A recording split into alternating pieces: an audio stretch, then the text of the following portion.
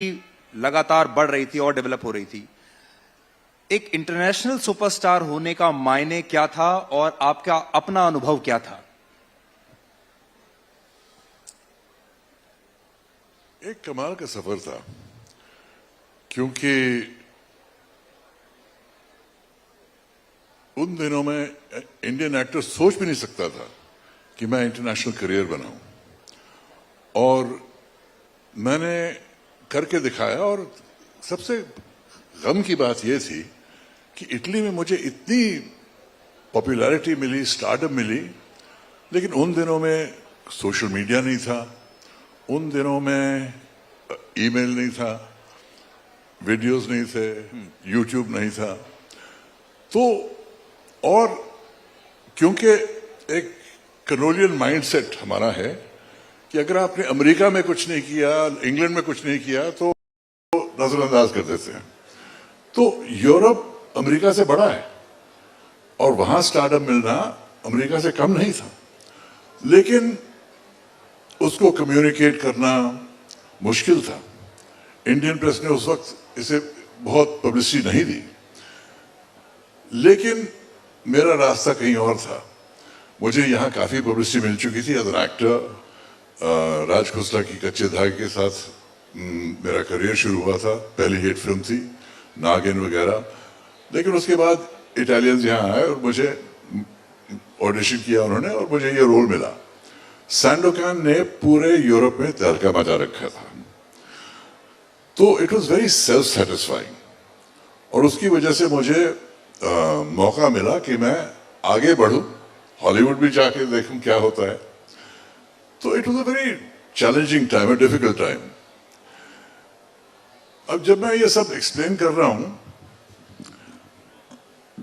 मुझे एक डर है कि क्योंकि राइटर बनने का अनुभव मेरे लिए बहुत नया है, और इसका एक्सपीरियंस भी कुछ अजीब सा रहा है।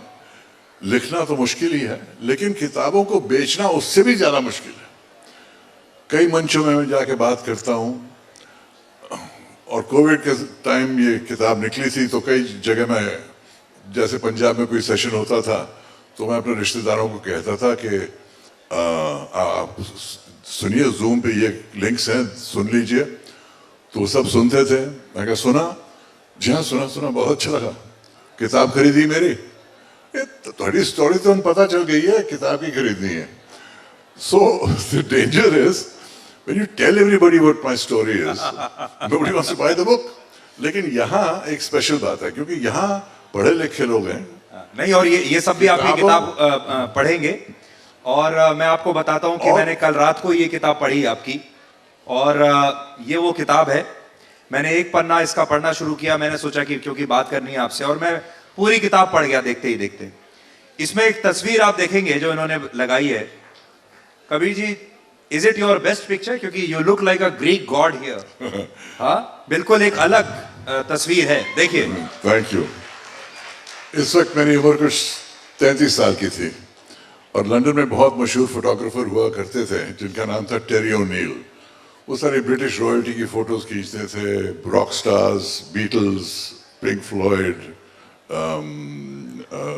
रोलिंग स्टोन्स, बहुत माने सेलिब्रिटी फोटोग्राफर थे। तो बड़ी मुश्किल से मैंने उनको मनाया कि आप मेरी फोटो लीजिए, क्योंकि इंग्लैंड में ये सीरीज नहीं आई थी, और ये बात लंदन की है। तो उन्होंने ये फोटो खींची, और खींचने के बाद जब उन्होंने मुझे प्रिंट्स दिए, उन्होंने कहा कबीर, मैंने बहुत सी फोटो खींची हैं, लेकिन ये वाकई बहुत स्पेशल फोटो है। तो उनके मतलब उनका कहना कि बहुत स्पेशल फोटो मेरे लिए बहुत बड़ी बात थी। तो ये फोटो मैं अपने साथ हमेशा संभाल के रखी थी मैंने।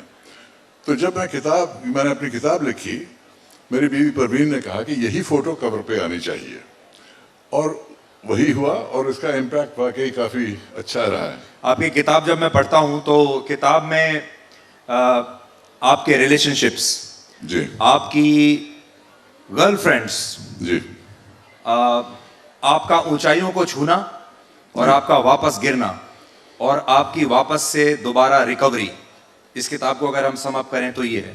लेकिन इसमें मैं शुरुआती दिनों में जो मैंने देखा वो ये था कि आपकी बहुत फीमेल फैन फॉलोइंग थी, जो कि जाहिर है इस तस्वीर को देखकर कोई भी महिला जो है वो आपको पसंद करने लगेगी। Thank you for saying so. तो शुरुआती जो दिन थे आपके रिलेशनशिप्स बड़े कॉम्प्लिकेटेड थे जो मैंने इसके अंदर पढ़ा, और आजकल अगर आपने देखा होगा रिलेशनशिप्स की बहुत बात होती है, कॉम्प्लिकेटेड रिलेशनशिप्स की बात होती है।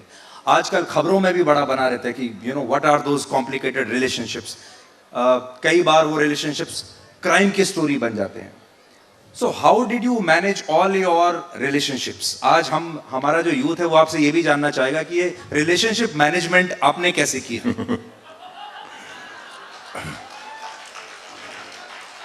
हर रिलेशनशिप बहुत स्पेशल होती है। अगर कोई बात खास ना हो, एक केमिस्ट्री ना हो, तो रिलेशनशिप नहीं बनती। और कोई भी, कम से कम मैं कोई रिलेशनशिप इस मकसद से शुरू नहीं करता कि ये खत्म करना चाहता हूँ। शादी इसलिए नहीं करना चाहता कि मैं डिवोर्स करना चाहता हूँ, लेकिन ये बातें हो जाती हैं क्योंकि हर रिलेशनशिप एक मुकाम तक नहीं पहुंच सकता। लेकिन अल्टीमेटली टेस्ट ये है कि जब ये रिश्ता खत्म होता है उस वक्त दर्द के आगे रिस्पेक्ट रहती है या नहीं, फेयरनेस रहती है या नहीं, आपने अपनी जिम्मेदारियां निभाई हैं या नहीं, ये सब बातें रहती हैं। और अगर रिस्पेक्ट रहे और हम सोचें कि क्या थी बात जिसने मुझे अट्रैक्ट किया, तो you develop the desire to keep a relationship going. और मैं अपनी बहुत बड़ी अचीवमेंट समझता हूं कि चाहे जितनी मेरी रिलेशंस रही हैं वो एंड में चाहे एक मुकाम तक नहीं पहुंची, लेकिन रिश्ता हमेशा बहुत अच्छा रहा है। और मतलब आपका जो क्लोजर था, क्लोजर हर रिलेशनशिप में क्लोजर किया है। क्लोजर किया, लेकिन विद दर्द के बाद, दर्द तो हमेशा होता है, there's no escaping that, no such thing as a painless parting, but after that what remains? Is there respect? Is there a desire to see the other person? That has remained with me, even with Pratima, my first wife, who was an Odissi dancer, Pratima Bedi, with my American wife, with Nikki, who's now a broadcaster in England, with and Parveen, of course, my fourth wife, and we've been together for 16 years now, 16 years. तो हालांकि रिश्ते काफी रहे हैं, लेकिन कोई one night stand नहीं थे। एक 7 साल के, 10 साल के लंबे रिश्ते थे। रिलेशनशिप्स कोई जनरलाइज नहीं कर सकते, क्योंकि हर एक रिश्ते की एक खासियत होती है। और अल्टीमेटली ये सोचना पड़ता है कि ये रिश्ता मेरे लिए बेनिफिशियल है या नहीं। Does it bring out the best in me और does it bring out the worst in me? Best and worst तो हर रिश्ते में आते हैं। On the balance, is it better, is it verse?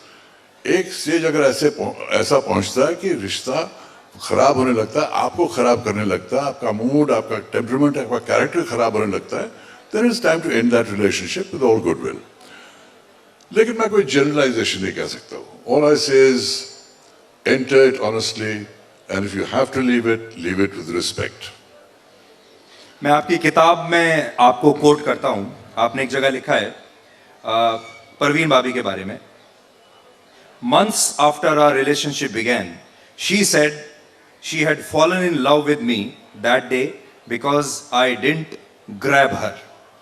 आपने ये लिखा, और फिर आपने ये भी लिखा है कि actresses have been grabbed from Bollywood to Hollywood since motion pictures began. इस पर हम बाद में आएंगे, लेकिन इसका मतलब ये हुआ कि maybe you are a very very emotional and caring lover, जिसने एक लड़की को सेफ और सिक्योर फील कराया। जब आपकी मुलाकात हुई परवीन भाभी से, women need to feel safe. Women need to feel safe. उस वक्त जब परवीन मेरे पास आई और मुझे ऐसा इशारा लगा कि she wants to start a relationship with me, मैं समझ गया था कि इस वक्त she is very delicate, बहुत ही नाजुक थी, क्योंकि उसी वक्त उसका रिलेशनशिप डैनी डेन जोंगपा के साथ खत्म हुआ था और मैं जानता था कि हालांकि वो हंस खेल कर कह रही थी माय रिलेशनशिप इज ओवर, लेकिन मैं समझ गया था कि उसी भी बहुत दर्द हुआ। और मैं ये नहीं चाहता था कि मैं उसका एडवांटेज लूं। तो हालांकि उसने मुझे करीब से पकड़ा, I didn't grab her. That is why she said many months later, I fell in love with you the day you did not grab me. And that was the basis of our relationship, mutual sensitivity. लेकिन परवीन के साथ there were certainly big problems because Parveen का जो mental state था वो आहिस्ता आहिस्ता बिगड़ता रहा। और जैसे मैंने अपनी किताब में लिखा है, ये उसी वक्त हो रहा था जब मेरी सबसे बड़ी सफलता मुझे सबसे बड़ी सफलता मिल रही थी इटली में। यहाँ मैं सुपरस्टार बना और वहाँ उसका दिमाग बिगड़ने लगा। एक बहुत कॉम्प्लिकेटेड सिचुएशन में मैं पड़ गया जब सैंडोकैन की सफलता, मतलब स्ट्रीट्स और एम्प्टी, क्राउड्स, जैसे कि बीटल्स मेनिया था, उस तरह की सीन्स मैंने देखे थे। और उस वक्त एक इनविटेशन मिला हमको फ्रॉम जीना लॉलरब्रिजिडा। उस जमाने में जीना लॉलरब्रिजिडा और सोफिया लोरेन इटली के सबसे माने इंटरनेशनल स्टार्स थे। हॉलीवुड फिल्मों में काम करते थे, यूरोपियन फिल्म में काम करते थे। तो जीना लॉलरब्रिजिडा से इनविटेशन मिलना बहुत बड़ी बात थी। तो एयर इंडिया के मैनेजर के ज़रिए ये निमंत्रण मिला और मैंने कहा absolutely I agree, we go. तो प्लान ये था कि हम जीना के घर जाएंगे, वहाँ उनके दोस्तों से मिलेंगे ओवर ड्रिंक्स, उसके बाद एक डिनर होगा इन रोम इन अ वेरी स्पेशल रेस्टोरेंट। तो घर जैसे हम पहुँचे और कमाल का घर था उसका, ब्यूटीफुल विला, एक wonderful old historic street of Rome. और जीना भी बहुत प्यार से मिली और मुझसे बातें करने लगी और मुझे अपने फ्रेंड्स को इंट्रोड्यूस करने लगी। लेकिन परवीन से उसने कोई बात नहीं की, परवीन को उसने इग्नोर किया। क्या आपको लगता है कि दो खूबसूरत महिलाएं जब एक दूसरे से मिलती हैं, पता नहीं क्या था, ये मैं कह नहीं सकता, लेकिन परवीन को इग्नोर कर रही थी। और मैं देख रहा हूँ कि परवीन का टेम्परेचर आहिस्ता आहिस्ता बढ़ता जा रहा है। तो मैंने कहा ठीक है, ये दोस्तों के बीच हैं हम सब, बहुत से लोग सैंडोकैन की वाह कर रहे हैं, मुझसे बात करना चाह रहे हैं, फोटोग्राफ लेना चाह रहे हैं, रेस्टोरेंट जाएंगे बात सुधर जाएगी। रेस्टोरेंट में भी बात नहीं सुधरी। खाने के लिए हम बैठे और फिर से जीना ने सिर्फ मुझसे बात की। फिर जीना ने कहा लेट्स डांस।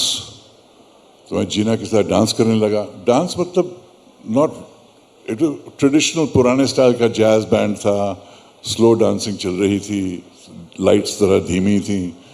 और मैं सोच रहा हूँ कि आई एम डांसिंग विद जीना लॉलरब्रिजिडा, ये तो कमाल की सक्सेस है। It is like being in a fantasy. तो टेबल पे वापस गए।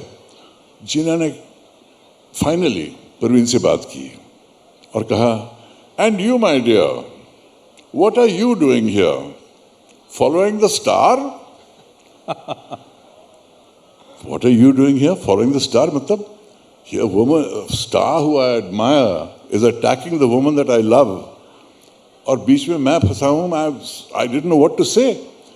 Before I could say anything, Parveen looked at Gina and she said, "No, my dear, I'm with my man because I have a man." And Gina reacted. She said, "Oh, she's very clever. She's very clever." And Parveen nudged me. She said, "Let us dance." मैं कहा ठीक है, परवीन के साथ dance करता हूँ। Dance floor पे गए and Parveen, I felt the tension in her body. मैं उसको रिलैक्स करने की कोशिश कर रहा था, वो बिल्कुल अकड़ी हुई थी। Then she said, "I am leaving." I said, "Are you leaving the dance floor? Go back to the table." She said, "No, I'm leaving the restaurant and leaving this dinner." I said, "You can't leave a dinner with Gina Lollobrigida. She's invited us for dinner. There's only the Air India manager, Gina, you and me. If you leave her, it's very rude." She said, "I don't give a shit. You do what you have to, I am going, I don't like this woman. अब क्या करें? और मैं जानता था कि परवीन की mental state ऐसी थी कि अगर मैं परवीन के साथ न जाता तो सिचुएशन बहुत ही बिगड़ जाती, और अगर मैं जीना को छोड़ के जाता तो एक रिश्ता परमानेंटली टूट जाता। एक औरत जो मुझे हॉलीवुड से वाकिफ करवा सकती थी, एक औरत जो मुझे पूरी इटली फिल्म इंडस्ट्री के बारे में बता सकती थी, क्योंकि मैं कुछ नहीं जानता था इंडस्ट्री के बारे में। और मैं सोच रहा हूँ क्या करूँ, मैं यहाँ रहूँ या परवीन के साथ जाऊँ। और जैसे मैं वहाँ टेबल के पास पहुँचा, परवीन ने अपना पर्स उठा लिया और मैंने फैसला किया नहीं, मुझे परवीन के साथ ही जाना है, वरना इसकी हालत बहुत बिगड़ जाएगी। आपने तो बिल्कुल सही फैसला लिया, मुझे लगता है। And I left with Parveen. I said, I'm sorry, Gina, we have to leave. And I think you understand why. Or I left with Parveen. And I left with Parveen. If Parveen's state had been not so delicate mentally, maybe I would have stayed with Gina. Maybe I would have said, no, she's having a bad mood. This woman is very important. I must respect her. लेकिन क्योंकि इसकी हालत इतनी नाजुक थी और बिगड़ती जा रही थी, मैंने फैसला किया कि बात बहुत ही बिगड़ जाएगी अगर मैं इसके साथ न जाऊं, और सिचुएशन बहुत ही कॉम्प्लिकेट होगा। तो इस किस्म के डिसीजन मुझे कई बार जिंदगी में लेने पड़े हैं, इस तरह के सिचुएशन। पर्सनल। कबीर जी, लेकिन हम आपसे ये जानना चाहते हैं कि जब दो बहुत बड़े स्टार्स एक रिलेशनशिप में आते हैं, आप बहुत बड़े स्टार हैं और परवीन भी बहुत बड़ी स्टार थी, हिंदुस्तान में तो मुझसे बहुत बड़ी स्टार थी, हिंदुस्तान में आपसे बड़ी स्टार थी जी।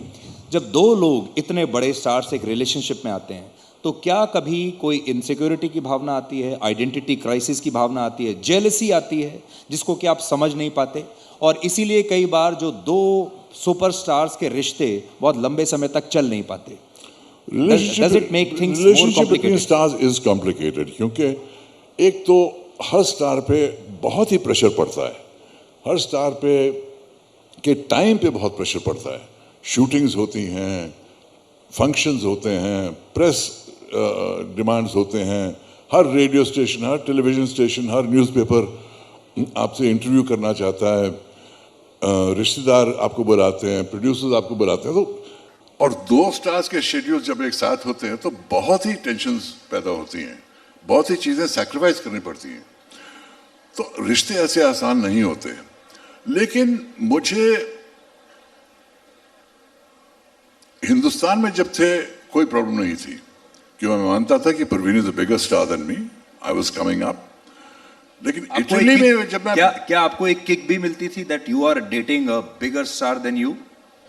It didn't bother And she me. was one of the most beautiful women around. It didn't bother me because I was convinced I was going to be a big star also. I was sure I was going to be a big star also. So it didn't bother me.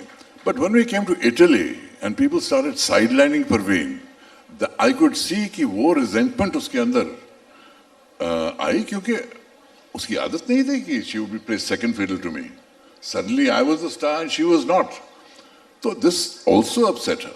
And add to the fact कि her mental state of mind was slowly deteriorating.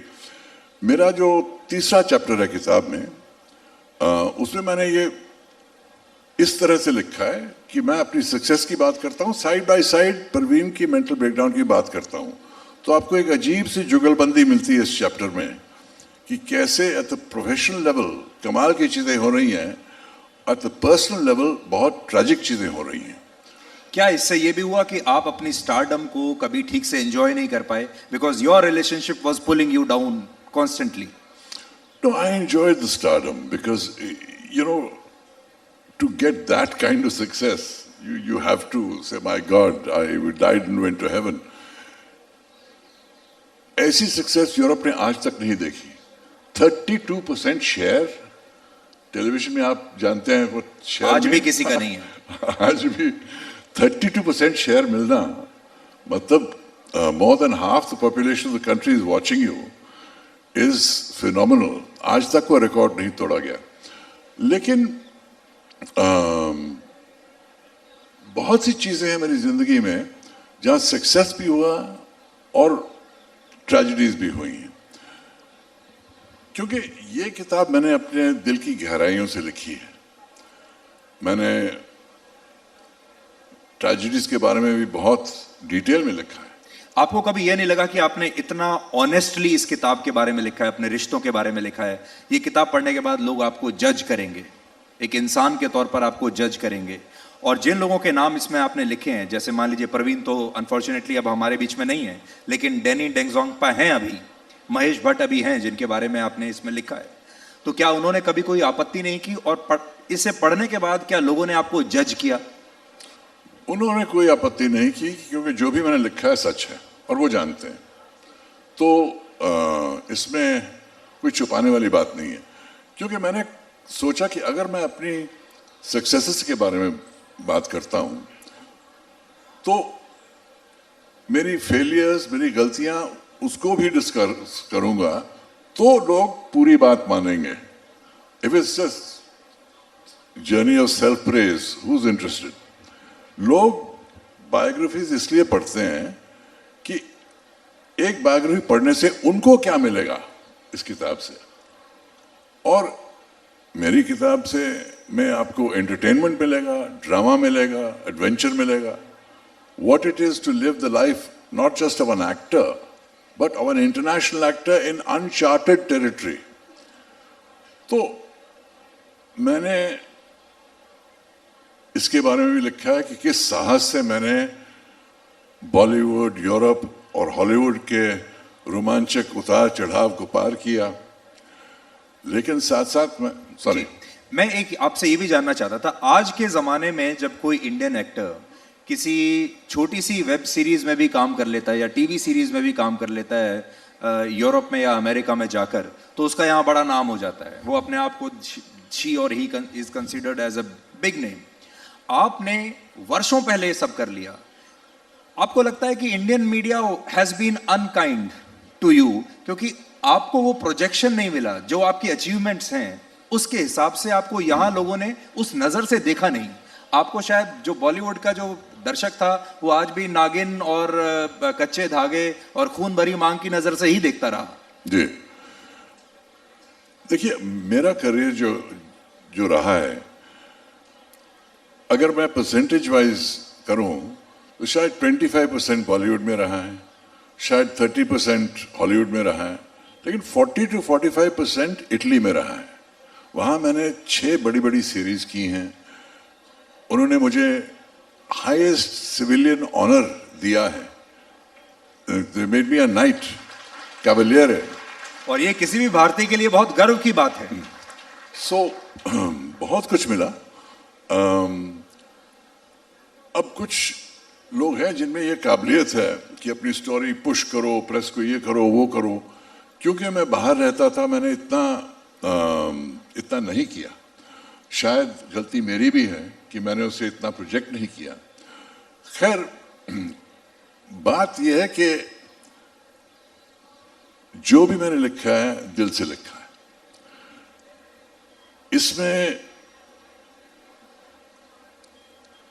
कई गजब की सफलताएं हैं जिन्होंने भारत को गौरवान्वित किया, लेकिन साथ साथ बहुत गलतियां भी हैं, बैंकरप्सी भी है, कई चीजें हैं। आपको यकीन नहीं होगा कि कबीर बेदी साहब ने उस जमाने में, मैं आई थिंक 80s में जी 80s में टेक कंपनीज में इन्वेस्ट किया था, तब की टेक्नोलॉजी कंपनीज 90s में इन्वेस्टमेंट की बात कर रहे हैं तो 90s में। हाँ, उस जमाने में टेक्नोलॉजी कंपनीज में इन्होंने इन्वेस्ट किया। वो इसे ऐसा समझिए कि आज कोई गूगल में अगर इन्वेस्ट करे तो आप समय से थोड़ा आगे चल रहे थे जी। और इस वजह से आपने अपना सारा पैसा खो दिया।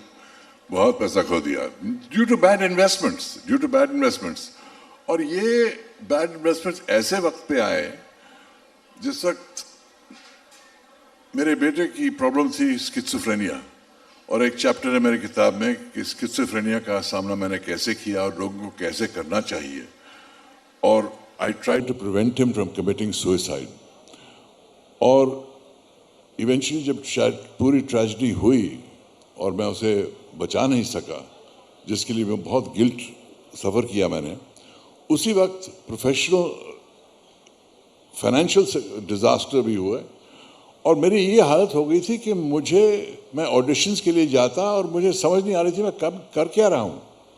इसलिए मैंने बहुत काम खो भी दिया, पैसे भी नहीं आए, जो थे वो गवा भी दिए, और इमोशनली मैं डेवस्टेट हुआ। तो किस तरह से मैंने अपने आप को संभाला और फिर से अपनी ज़िंदगी की सीढ़ियाँ बनाकर एक मुकाम तक फिर से पहुँचा, वो भी मेरी किताब में है। और उसमें भी बहुत सबक हैं, क्योंकि हम सबकी ज़िंदगी में ट्रेजेडीज आती हैं, सेटबैक्स आते हैं, लेकिन उनका सामना कैसे करना वो किसी को नहीं दूसरे के आता। अनुभव से आप सीख सकते हैं। कबीर जी, आपके जीवन से एक ये भी बात सीखी जाती है, क्योंकि अब हम अपने आखिरी दौर में इंटरव्यू के, आपने स्टारडम को पाया और फिर खो दिया, आपने पैसा कमाया, खो दिया, परिवार को खोया, अपने बेटे को खोया। ये जो हम मिडिल क्लास लोग इन्हें बड़े लोगों की बातें कहते हैं, यार बड़े बड़े लोग हैं, उनकी समस्याएं भी बड़ी बड़ी होती हैं। आपको लगता है कि एक बहुत बड़ा स्टार जब स्टारडम को खो देता है तो उसको भी मेंटल हेल्थ इश्यूज होते हैं? जैसे आजकल हर समय हम मेंटल हेल्थ की बात करते हैं, लोगों को बात बात पे मेंटल हेल्थ इश्यूज हैं, डिप्रेशन में जा रहे हैं। आपने परवीन के डिप्रेशन को देखा और आपने अपने स्टारडम को भी देखा। क्या होता है, क्या बड़े स्टार्स को थोड़ा ज़्यादा डिप्रेशन होता है when they see it going away? देखिए, हर इंसान सेंसिटिव होता है, ये नहीं कि सिर्फ आर्टिस्ट ही सेंसिटिव होते हैं। हर एक इंसान जो मेरे सामने बैठा है यहाँ सेंसिटिव इंसान है। अगर कोई बहुत बड़ी सफलता मिलती है और फिर कोई बहुत बड़ी ट्रेजेडी मिलती है, इफ़ेक्ट उसका होता है, इमोशन पे इफ़ेक्ट होता है। अब किस हिम्मत से, किस साहस से वो इसे संभाल सकें, ये उनकी हिम्मत पे डिपेंड करता है। एक और आपसे जानना चाहता हूं, आप जब बॉलीवुड में अपने पीक पर थे, उस समय अमिताभ बच्चन, विनोद खन्ना, शत्रुघ्न सिन्हा, ये सब लोग बड़े नाम माने जाते थे, और आप भी कम खूबसूरत नहीं थे, आप भी उतने ही लंबे चौड़े, बेहद हैंडसम थे। और आज इस दौर में फिल्में चलनी बिल्कुल बंद हो गई हैं। वो बॉलीवुड का गोल्डन पीरियड था, आपने बाहर भी काम किया है, यहाँ भी काम किया है। अब क्या कारण देखते हैं कि अचानक से हिंदी फिल्में चलना बंद हो गई हैं?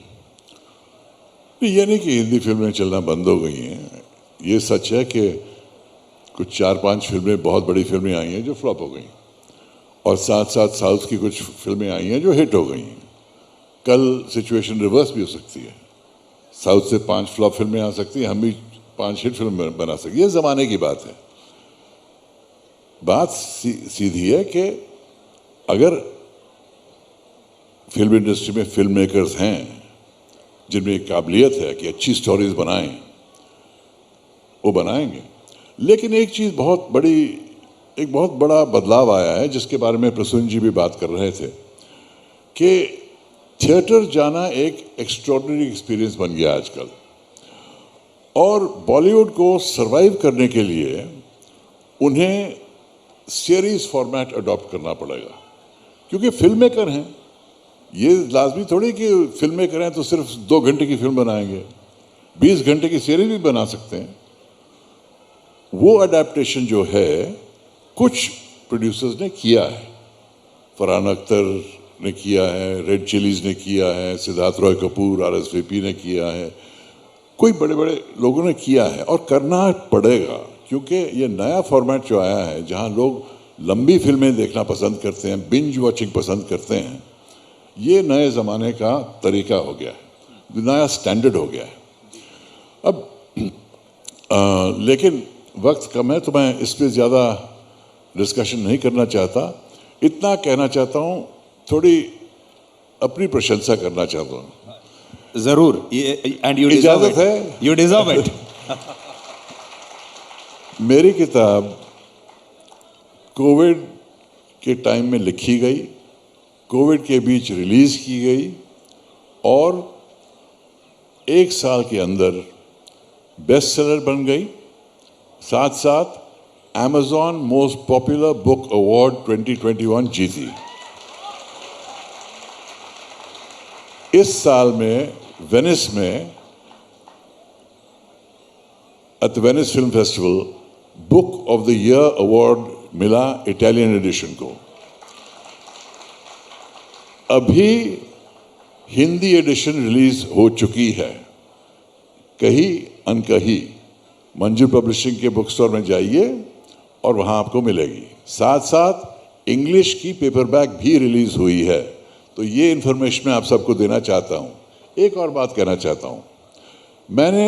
मेरा सबसे पहला प्ले जो मैंने ज़िंदगी में देखा श्रीनगर में था, कश्मीर में था। मैं कुछ 5 साल का बच्चा था। पेरेंट्स के साथ मैं एक प्ले देखने गया। क्या था प्ले? पठान, जिसमें पृथ्वीराज कपूर किरदार कर रहे थे पठान का, और उनका एक छोटा सा ट्रैवलिंग ट्रूप था। फैमिली के साथ घूमते थे, एक्टिंग करते थे शहरों में। और पठान जब मैंने देखा तो उस वक्त से my love of acting began. मतलब एक्टिंग का शौक उस वक्त से शुरू हुआ जब मैंने पृथ्वीराज कपूर को स्टेज पे देखा। लेकिन जो इमेज पृथ्वीराज कपूर की मेरे दिमाग में रहती है वो किसी स्टेज सीन का नहीं था। जब प्ले ख़त्म हुआ और हम थिएटर से बाहर निकलने लगे तो थिएटर के दरवाजे पे पृथ्वीराज कपूर खड़े थे, झोली फैला के इस तरह, और आंखें बंद करके खड़े हुए थे, और लोग झोली में पैसे डाल रहे थे। ये इमेज हमेशा मेरे जहन में रही है, क्योंकि for an actor of his stature, और उस वक्त ही वो काफ़ी नाम बहुत बड़ा था उनका, to standing there and people throwing money into his झोली वाज समथिंग वेरी स्पेशल। अब मैं झोली फैलाकर यहाँ खड़ा नहीं होऊंगा, लेकिन बुक स्टॉल में मैं होऊंगा और मैं आपकी किताब साइन करूंगा अगर आप आने का कष्ट करें। क्योंकि इस वक्त मैं सिर्फ एक्टर नहीं हूँ, मैं लेखक के रूप में यहाँ हूँ, जिसका एक नया अनुभव है, और मुझे बहुत सी चीज़ें करनी पड़ रही हैं जो बहुत रोमांचक हैं, बहुत इंटरेस्टिंग हैं, लेकिन पहली बार कर रहा हूँ। तो इस किताब की पब्लिसिटी करना भी एक नया एक्सपीरियंस है, और मुझे करना पड़ रहा है क्योंकि ये ऑडियंस मेरे लिए सोना है। यहाँ पढ़े लिखे लोग हैं, किताबों का प्यार करते हैं, वरना चाहे मंच कितना बड़ा हो, मैं किताब के बारे में जो भी कहूँ कुछ असर नहीं पड़ेगा अगर किताब पढ़ने वाले लोग नहीं हैं। और कई लोग ऐसे हैं जिन्होंने किताब पढ़ना बंद कर दिया है। तो इस ऑडियंस के सामने बात करना मेरे लिए वाकई सोना है। Thank you for being here, thank you for listening to me, God bless you. Are you earning good money now? I am earning my money the hard way. उतना आसान नहीं रहा जितना इटली में उस जमाने में था। देखिए, you know, we have to adapt. Charles Darwin ने कहा, the species that survives is not the most intelligent or even the most strong. It is the species that learns to adapt. तो हम सब adapt कर रहे हैं to a new time, to a new place, to a new profession. आपकी बात बिल्कुल सही है कबीर जी। और मैं आपको अपना अनुभव बताता हूँ। आखिर में मैं जब लोगों को बता रहा था कि मैं आपके साथ बातचीत करने वाला हूँ, तो आपकी जो फैन फॉलोइंग है महिलाओं में वो तो ज़बरदस्त है। तो ज़्यादातर जो पुरुष थे उन्होंने कोई ज़्यादा अच्छा रिस्पॉन्स नहीं दिया, because I think they feel a competition with you. ज़्यादातर जो पुरुष हैं। लेकिन महिलाओं को मैंने जिस भी एज ग्रुप की महिलाओं को बताया, 20 से लेकर 60 साल तक, they were all very excited, they all love you. और आपकी एक ज़बरदस्त फ़ैन फॉलोइंग अभी भी उतनी ही बरकरार है। मुझे पता नहीं अभी आप उतना पैसा कमा रहे हैं या नहीं कमा रहे, स्टारडम कैसा है, but you definitely have a great fan following. Thank you, my future is secure. Thank you so much. और आप सबके साथ अभी हम एक सेल्फी लेंगे यहाँ, आप सब भी उसमें नजर आएंगे। What are we doing now? We are taking a selfie like this. अच्छा अच्छा। Yeah. Yes. So we are taking a video selfie from here. और आप लोग भी पीछे से बात कर सकते हैं। बात कीजिए, तालियां बजाइए, जी। एक अनफॉरगेटेबल सेल्फी दीजिए हमें। अब आपको थैंक यू सो मच। जो आपको वीडियो सेल्फी में कहना है आप कह सकते हैं। यही कहूंगा, मेरी हिंदी किताब खरीदिए, इंग्लिश किताब खरीदिए, मराठी किताब खरीदिए, इटालियन किताब खरीदिए, स्टोरीज आई मस्ट टेल, कहीं अन कहीं। So Kabir Bedini, now today a salesman is speaking. Salesman, writer speaking, actor नहीं बोल रहा, राइटर बोल रहा है। और ये राइटरों का मंच है और राइटरों की ऑडियंस है, सब किताबों से प्यार करते हैं। Thank you so much, thank you, thank you so much Sudhir, thank you so much. sir. It was a lovely session. I think everybody enjoyed here. Thank you. Thank you, God bless you.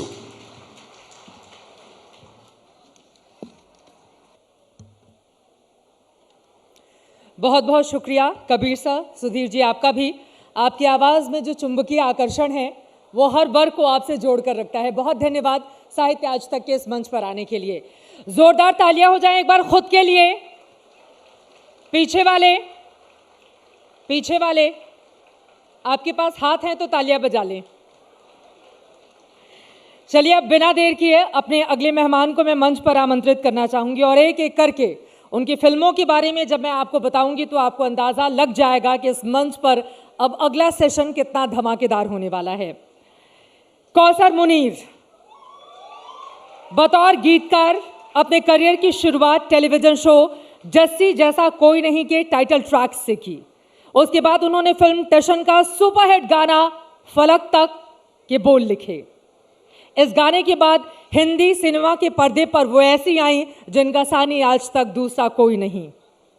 Hindi cinema में कई superhit फिल्में जिनमें इश्कज़ादे, धूम 3, एक था tiger, Bajrangi भाईजान, dear जिंदगी, इसके गाने आपने लिखे हैं। जोरदार तालियों के साथ मंच पर मैं आपको आमंत्रित करना चाहूंगी। आप आइए साहित्य आज तक के मंच पर, हमारे इस शाम को और ज़्यादा खुशनुमा बनाइए और आपके साथ इस सेशन को आगे बढ़ाएंगी मेरी वरिष्ठ सहयोगी आज तक की senior executive editor Anjana Om Kashyap. जोरदार तालियां इस सेशन के लिए।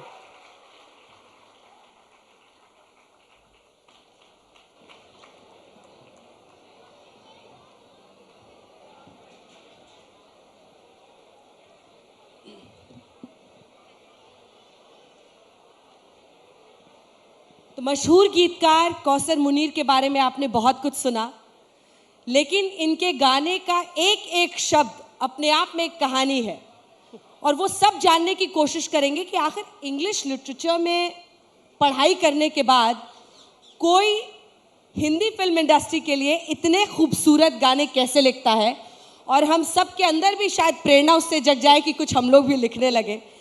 लेकिन लव